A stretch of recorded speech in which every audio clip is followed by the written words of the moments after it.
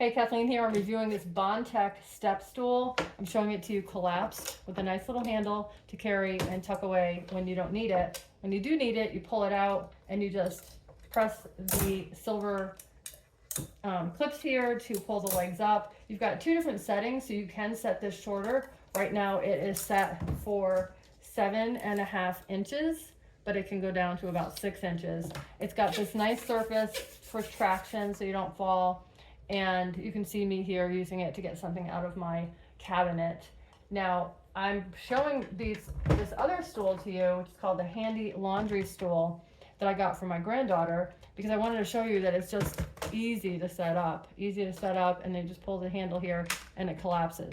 So that's good, except that when I first bought this, I thought, oh my gosh, is that gonna like come out from under her while she's standing on it? I was a little nervous about it not locking, but no matter where you put your feet, I thought, well, maybe if she steps on it a certain way, it's gonna come, it's gonna unlock, but it doesn't. So it's absolutely fine. Now this one is 9 inches high, and it's for adults and children.